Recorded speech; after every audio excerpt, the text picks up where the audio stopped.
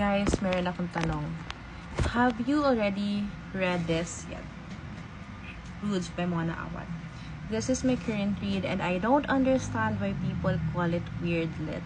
So I've been seeing a lot of recommendations, vlogs, ganyan, about weird literature or weird girl, TBR or whatever.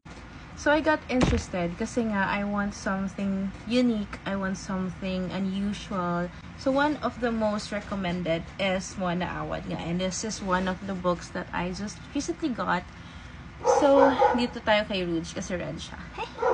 To me, it's not super weird. It's just magical realism full of symbols, many themes, motif that are good for discussion, good for different interpretations, analysis. And while it talks big on black humor and seductive horror, exploring the cult-like nature of the beauty industry and the danger of internalizing its pitiless gaze, it also has good social commentaries and how people around you influence you and how you think of yourself.